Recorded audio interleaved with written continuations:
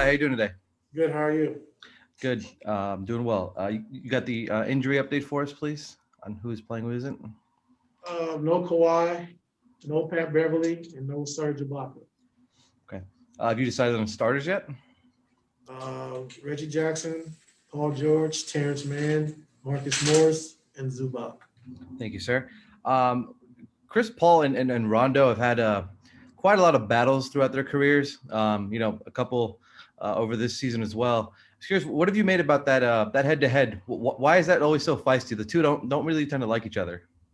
I think if you playing against yourself, you're always gonna have a problem. And I think those are two throwback point guards who hate to lose. They compete at a high level, can dominate the game with the pass, and they just hate to lose. And so they're really the same person. So I think when you compete against yourself, you're gonna have controversy. And that's kind of what happens with those two guys. But I know the respect is there for sure because of what both of those guys have done in the league and throughout the course of their career.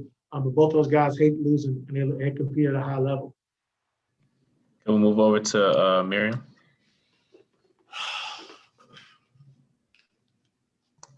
Hey, Ty.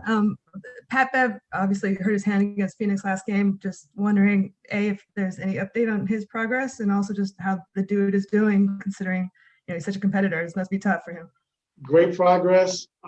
Actually, he came on the trip yesterday and surprised the team. So he was able to go through the shoot around today and just, picking up some of the plays that we put in and what we've been doing.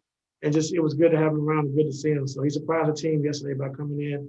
And like I said, he's got, great progress right now. We'll move over to Law. Hey, Ty, how's everything going down there? Good. So I know you mentioned last week, when you look at the standings, you're anticipating being the second seed or the third seed, but the door is still open for this team to be the top seed, even with everything that's been going on personnel-wise, injuries, and I just want to know from you, how do you view that opening in the top seed? I mean, you guys basically have to play perfect and get help, but are you guys looking at that as a possibility and want to approach it as such? I think, Law, we're just, taking it game by game. I'm trying to get healthy and just try to play our best basketball going down the stretch. Not really going to look too far ahead and, say we want to try to get number one seed with 9 games left. We just got to take a game at a time. And if we're in that position to do that, it would be nice to do, but we can't look too far ahead, because like I said, we can get number one seed, but we also can drop to 4 or 5 if we're not careful. So we just got to take it game by game, try to play our best basketball, get bodies back, get healthy, and then start working on rotation and stuff going down the stretch. So that's our main focus. We'll move over to Jamie. Hey, Coach. Is there more of an update on Kawhi and when we might see him back? I'm not sure. I know he's feeling good. He's been able to get on the court and do some workouts here and there. Not quite sure on when he's going to return. We thought possibly sometime on his trip, but that wasn't the case. So, I'm not sure. Okay, let's move over to Justin Russo. Hey, Coach. How you doing, my friend? Good. Doing well, thank you. Even though Kawhi has played just once in the last 3 weeks or so, what has his impact been on the guys, considering he's been on the bench while you guys have been on the last 2 trips with the team? Just, the impact of your leader. I think with him and PG being a leader of the team and him wanting to travel and, trying to play, but it didn't happen, work out that way. But still being on the bench, still being positive, still talking to the guys, still being in all the film sessions, all the practices and walkthroughs. So just having him there, means a lot to our team, means a lot to our young guys, and just, seeing him there, like I said, being positive and staying those guys' ear about doing the right thing and helping them as much as he can. Okay, we'll move over to Cameron.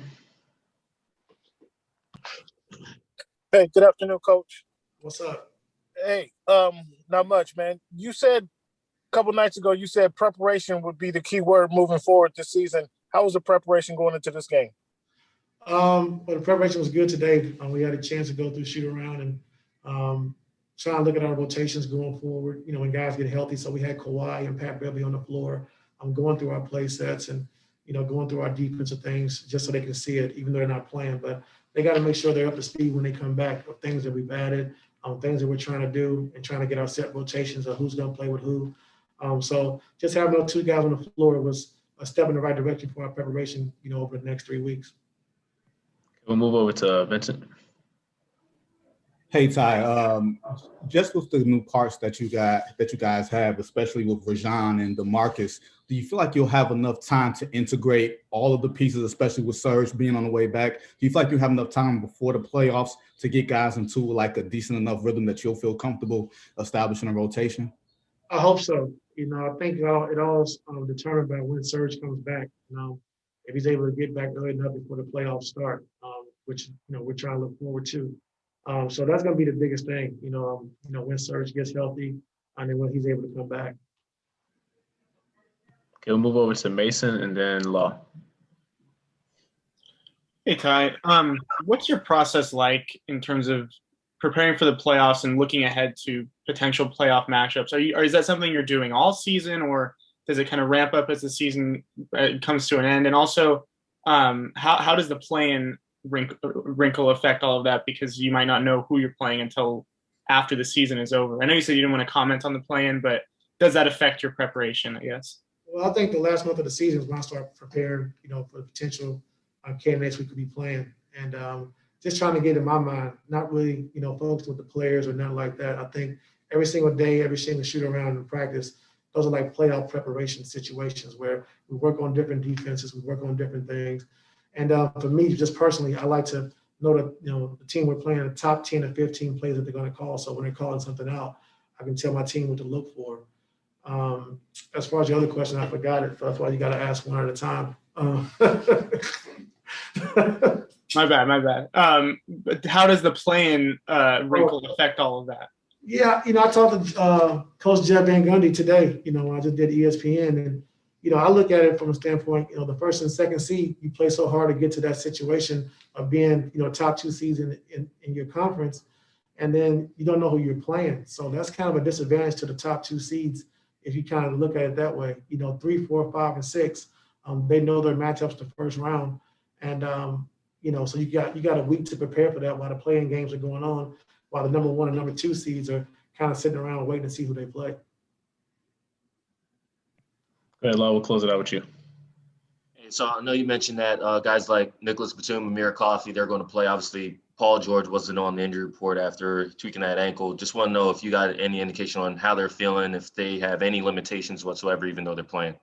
I haven't heard of any limitations, so I think everyone's a go, full throttle.